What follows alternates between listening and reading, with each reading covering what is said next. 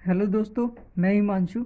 और इस वीडियो में हम हल करने वाले हैं कक्षा 10th की प्रश्नावली 15.1 का प्रश्न नंबर 16। तो प्रश्न नंबर 16 में दिया हुआ है, किसी कारण 12 खराब पेन 132 अच्छे पेनों में मिल गए हैं।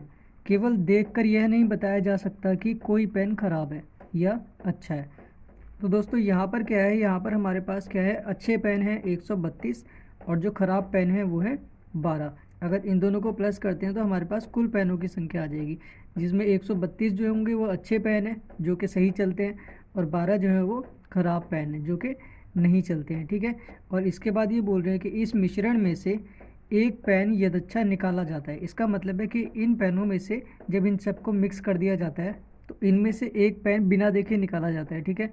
अब वो पेन जो है वो कोई सा भी हो सकता है, अच्छा भी हो सकता है और ख़राब भी हो सकता है। तो ये बोल रहे हैं कि निकाले गए पेन की अच्छा होने की प्रायिकता ज्ञात कीजिए। अब हमें ये ज्ञात करना है, अनुमान लगाना है कि वो जो पेन हमने निकाला है वो अच्छा होगा। ठीक है। तो उसकी क्या प्रायिकता होगी। तो दोस्तों क्वेश्चन को सॉल्व करने से पहले हमें सबसे पहले पता होना चाहिए कि कुल पेनों की संख्या क्या है। ठीक है। तो हम यहाँ पर सबसे पहले क्वेश्चन में लिख देते हैं कुल पेनों की संख्या। ठीक है। कुल पेनों की संख्या बराबर कितनी है, अच्छे पेन, ठीक, प्लस खराब पेन। अब अच्छे पेन कितने हैं हमारे पास 132 और ख़राब पेन कितने हैं 12। ठीक है। दोनों को अगर प्लस करते हैं तो कितना हो जाएगा, 2 और 2 4, 3 और 1 4, ये हो गया 144। तो हमारे पास कुल कितने पेन है, 144 पेन है। ठीक है। अब इसकी प्रायिकता निकालेंगे। तो प्रायिकता का क्या सूत्र होता है, पी ई बराबर अनुकूल परिणाम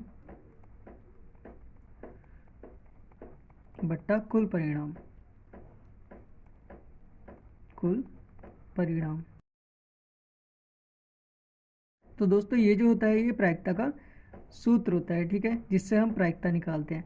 तो ये जो होता है अनुकूल परिणाम, अनुकूल परिणाम वो होता है जो हमसे पूछा जाता है। ठीक। तो अच्छे पेन कितने हैं हमारे पास 132। इसका मतलब है कि अनुकूल परिणाम क्या होंगे, अगर अच्छा पेन पूछा जाएगा तो 132 होंगे।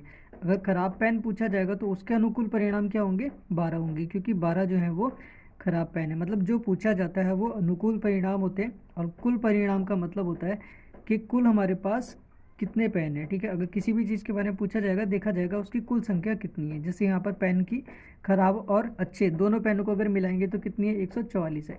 तो ये क्या है, ये कुल परिणाम होगा। ठीक है। तो हम निकालते हैं पेन की अच्छा होने की प्रायिकता। ठीक है। क्योंकि हमसे ये पूछा गया है तो यहाँ पे हम निकालेंगे पेन की अच्छा होने की प्रायिकता बराबर क्या होगी, यही वाला सूत्र लगेगा, अनुकूल परिणाम बट्टा कुल परिणाम। ठीक है। अनुकूल परिणाम कितने हैं हमारे पास, अच्छे पेनों की संख्या निकाल रहे हैं तो उसके लिए अनुकूल परिणाम होंगे 132। तो यहाँ आ जाएगा 132। और कुल पेन कितने हैं हमारे पास 144। अब नीचे वाली संख्या भी 2 से कट जाती है और ऊपर वाली भी 2 से कट जाती है।